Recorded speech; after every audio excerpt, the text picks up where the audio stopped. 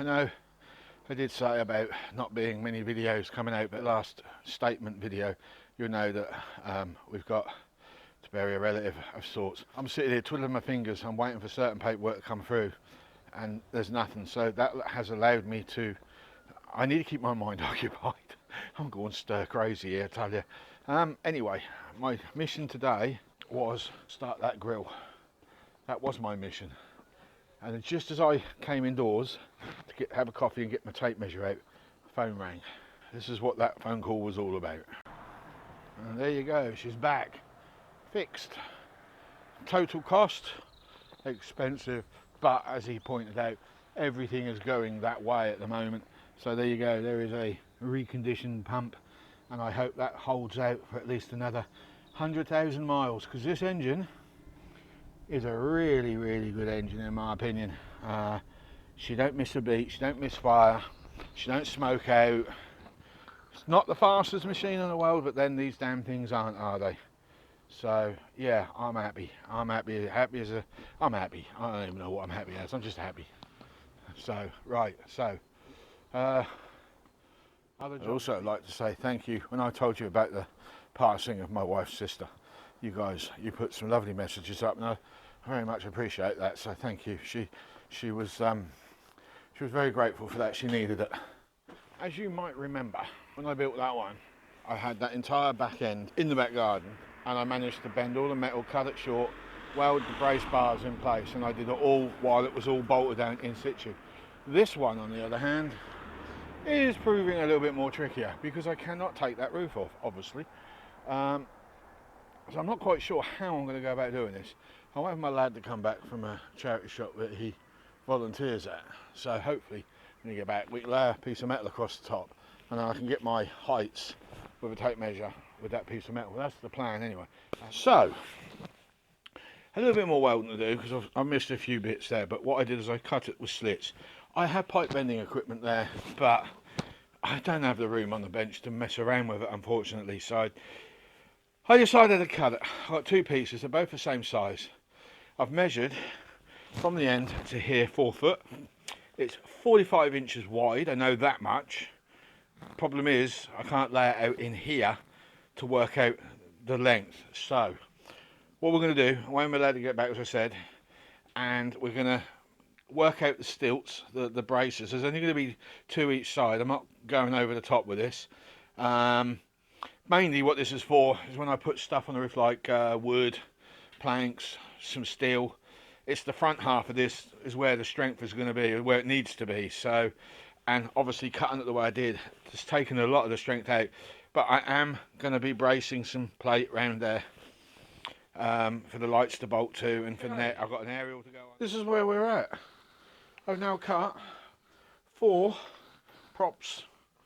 They get welded thus, but before that happens, I've got to cut out some squares. And I'm going to lay them on the bench, if I can find an area on my bench that isn't covered in welds, so I can lay it flat. So then I'll lay the plate underneath, lay that on top, square it off, weld each side, and then it gives me a flat surface to be able to weld this underneath it. Well, it's been a busy old day, and this hasn't exactly come out to plan. I have cocked up quite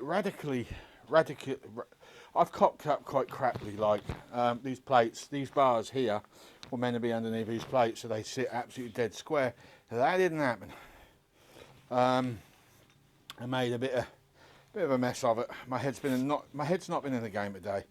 I had a phone call from the coroner's office, and I didn't like what I heard.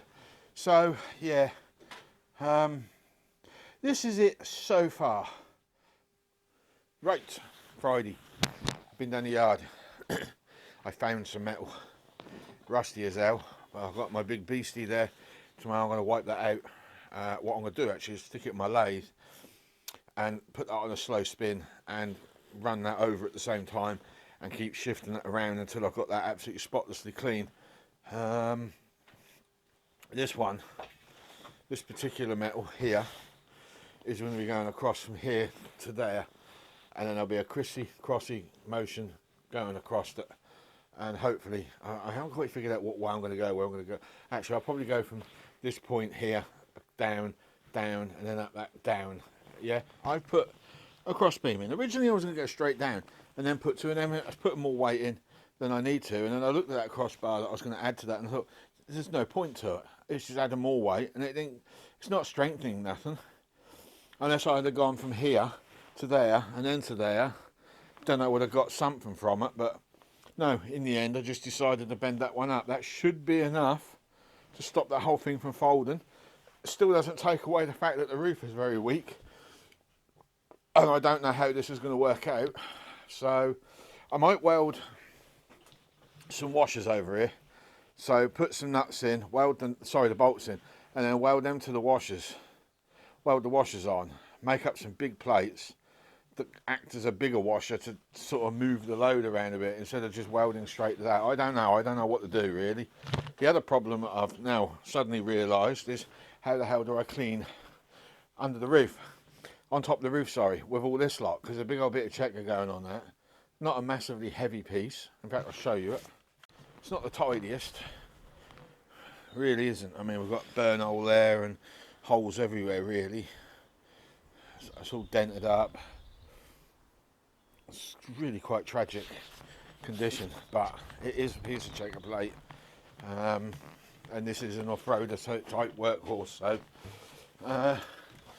we'll see how that pans out. Morning. It's Tuesday. Absolutely stuffed up with flu. I'm not going to be able to do much at the moment. One of my good friends turned around and said to me, I need to take some pills. I said, what kind of pills are you referring to? He says to me, you need to take some man pills and man up. Screw you, Mark. Rough is rough, end of story. Anyway, what's left to do? Well, we've got to put that box, no, we've got to put that angle in place, and then we can measure and cut.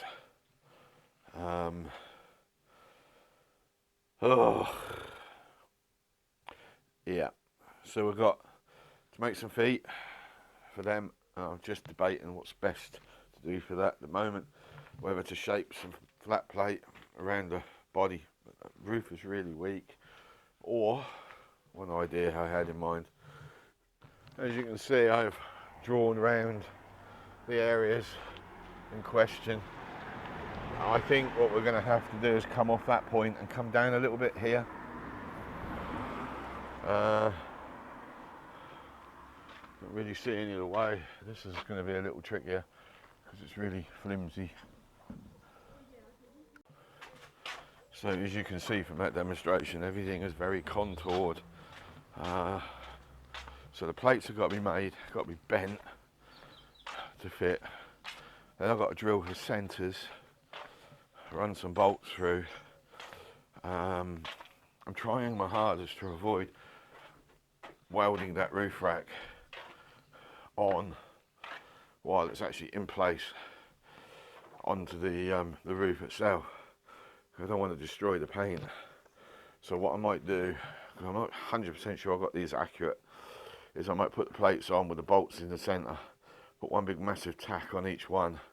I can bend them around a bit and then very carefully remove and bring that back indoors into the shed, and then weld them all up. So I'll tack behind here, then go back to the car again, lay it on, make sure that it does fit, and then when I'm happy about that, I'll bring it back in again and then do a proper weld all the way around each one, and then we can work on getting a checker plate fitted. And then after that, what we're going to do is put, actually no, we're not going to worry about putting the checker plate on, because what I'm going to do after that, when I know these are right, is I'm going to put sealant carefully skimmed over all of the metal where the checker plate's sitting and where it bolts onto the roof to make up some kind of rubber gasket. But what I don't want to do is I don't want things sealed down permanently. So once that sealant's gone hard overnight, then I'll put the checker plate on, then we'll bring it out to the car, bolt it on, and then we'll put all the accessories in place. to remove the steel grease cover. Once you've removed the grease cover, you then need to remove the circlip. Then you need to undo all these nuts and bolts, remove this casing. This will reveal the splines. Once you've removed all the studs,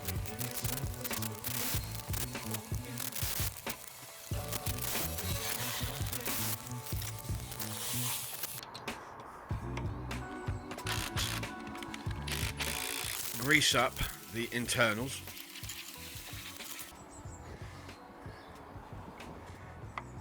And once you've greased that up, push this over, put it in the freewheel mode. That way it will spin left and right very easily, which will help line up the new bolts or cap heads.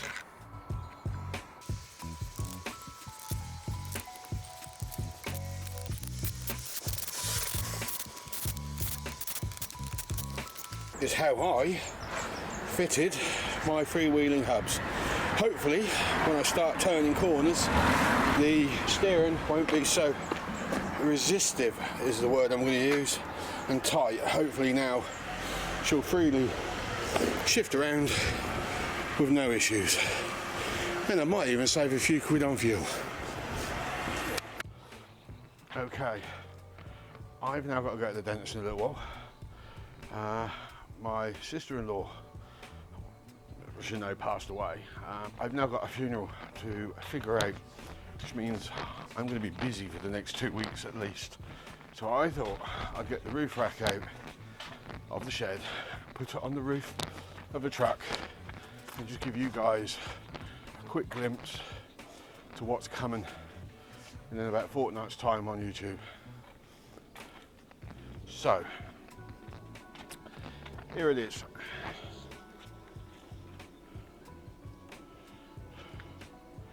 That is it so far. I'm glad I tilted the front.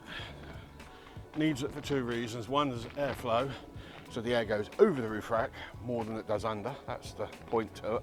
Was meant to be a visor, but it didn't work out. Still getting over that flu, excuse me. So there is a bar to be coming off of here, as I said before, and it will run down and it will go to about there on both sides. And then there's another one to be bolted onto here that's to come down and be bolted down here somewhere. And that's just to add lateral support. Okie doke, so we've got to just mark up where I'm going to be able to weld the plates on, because I didn't quite get those angles right. If I was to weld a plate on there now, that would pull that roof and muck it up. Don't know what's going on here. Maybe I went too far with that one, I don't know. But that's what we're up to. So these are going to be for the aerials. Okay, apparently there's a scrapyard full of these damn things. That truck just went past. Hey, you're selling it, mate? No, I just spent £4 on this damn piece of junk. Anyway, up near the Orwell Bridge, apparently, some yard up there. I'll have to have a look at that. Look into that.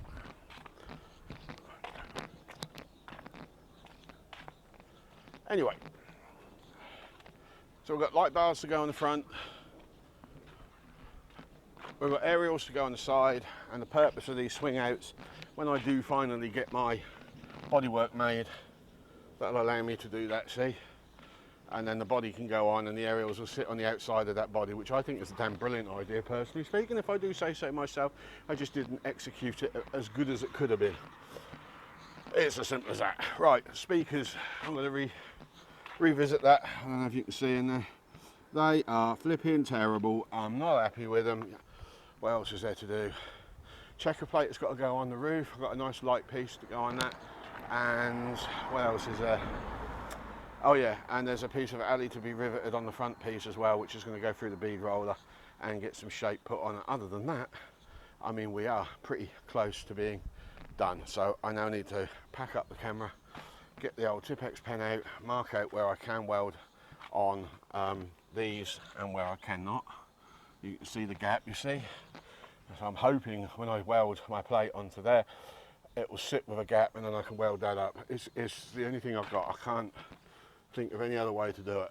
I did think about just running a straight washer on there and hoping for the best, but I can tell you now, if I get those plates wrong, and I probably will, when it comes to doing them buggers up, there's a very good chance it's going to fold that metal.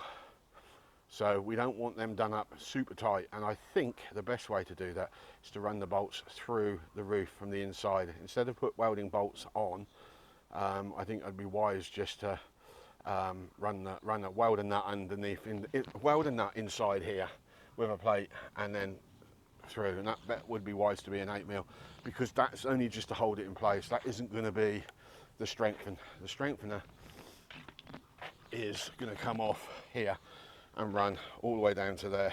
So that, I'm hoping, will take some of the load, some of the weight, and I don't have any other thing I can do. Now, if I had money in my pocket, I would have got a proper gutter rail to fit in that gutter, which you can get, and that would have given me all the support I need, but that was not something that was on the cards for me. So strained and struggled just to get those, and they are brilliant.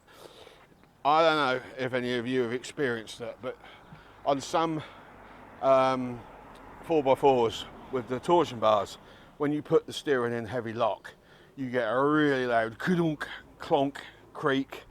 As soon as I put them on, that stopped the drive shaft from spinning, and that also stopped that creaking noise instantly. At the moment, I haven't witnessed any such a thing. Now, that's not to say that that won't come back, because I haven't driven it properly with those on yet. It's going to get driven this afternoon though, because I've got to do a 60-mile trip, so that pump is knackered. We're going to find out very quickly. Other than that, no. Yeah, I'm pretty damn pleased. So we'll get the roof rack off in a minute and we'll call it a day. So, one of my other pet hates about this truck, this pickup truck I'm talking about, is the bleeding cigarette lighter. You can buy USB adapters to go into the ciggy lighter, but to be honest with you, I've already done it. I've already opted. Let me just put the key in. Up there. There we go. 15 minutes until full. So, oh, it's having kittens, look.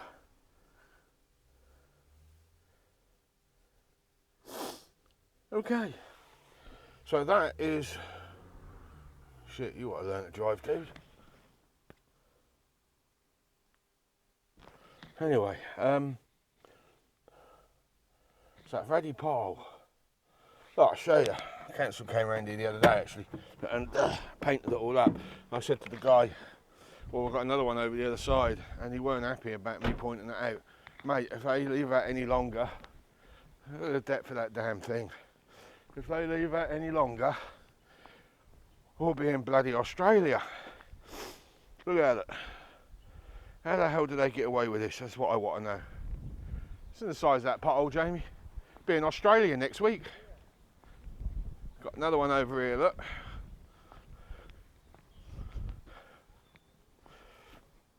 Mental.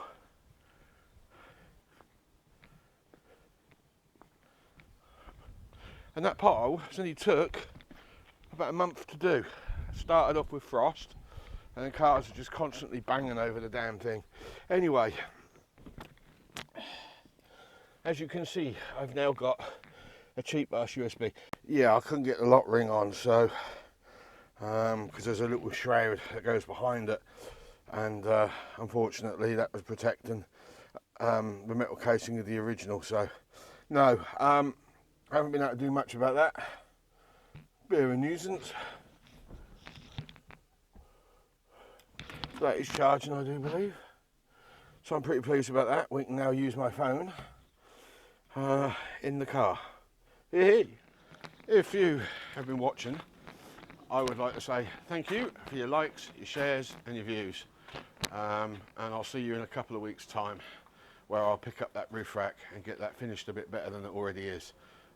Next is paint, then the checker plate, the bolt and points, and then we've got to make the tie rods that go from the rack down to the wing area, so go down that way on the back, and then we can call that roof rack done. And then we've got to do the oil change, the oil filter change.